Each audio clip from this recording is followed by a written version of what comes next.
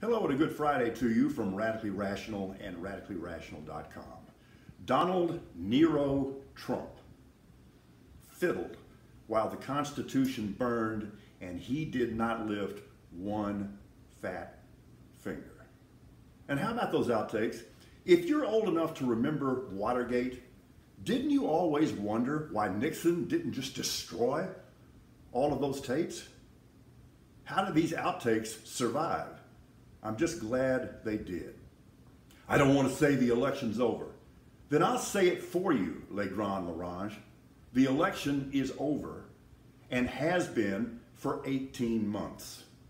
So much startling information in that hearing, but two things stood out to me.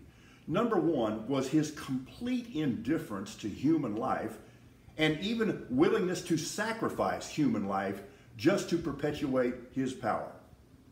And the other thing is, when you look at it, Team Crazy that perpetuated this, it actually was a very small team. It had a very limited roster. You had Giuliani, you had Powell, you had Flynn, you had Bannon, you had Pillow Boy.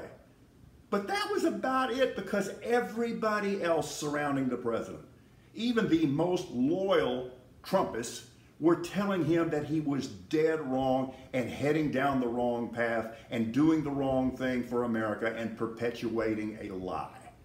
Now, I give them some degree of credit for telling him that, but those same people didn't tell us that until they were forced to put their hands in the air. So, limited credit there. So, here's where we are right now. Trumpism, unfortunately, is a malignancy that will survive for the time being, but Trump as a viable candidate is over.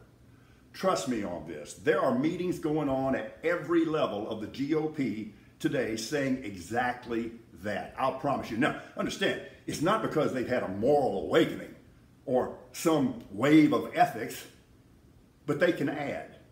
And he is now a loser. He is now kryptonite. He cannot win a general election, and they're going to acknowledge that. So look for some more flip-flopping coming really quick. Remember in the hours and days following Jan 6, there were some people who were really condemning him in no uncertain terms. McConnell, McCarthy, even Lindsey Graham. I actually thought Kevin McCarthy was particularly eloquent.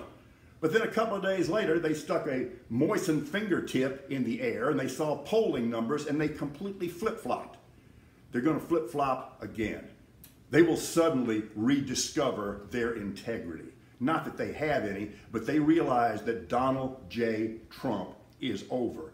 And at some level, they're as afraid of this guy as we sane people are.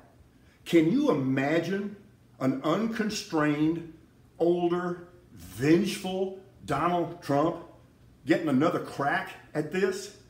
Just as a human being, you'd have to be terrified of that, and they're not going to let that happen, because I don't know if they care about damaging the country, but that would cripple that party for the foreseeable future.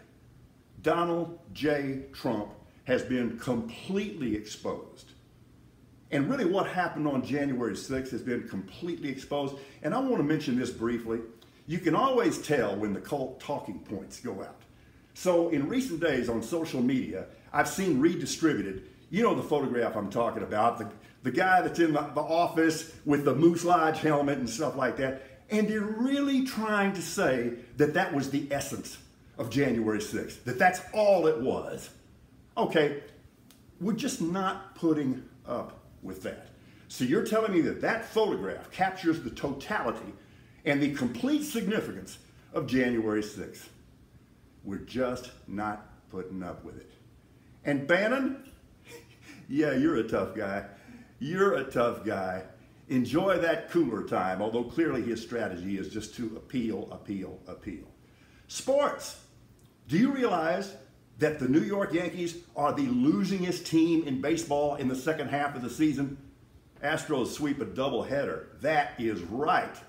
Okay, Arizona Cardinals, it's your problem. You just paid an awful lot of money for a guy that's going to destroy your franchise. And at the World Track and Field Championships, American men sweep the 200, 1, 2, 3. Just a few days after American men had swept the 100, 1, 2, 3. I mean, those are some fast dudes. They're not quite as fast as Josh Hawley, but they're fast. We're radically rational.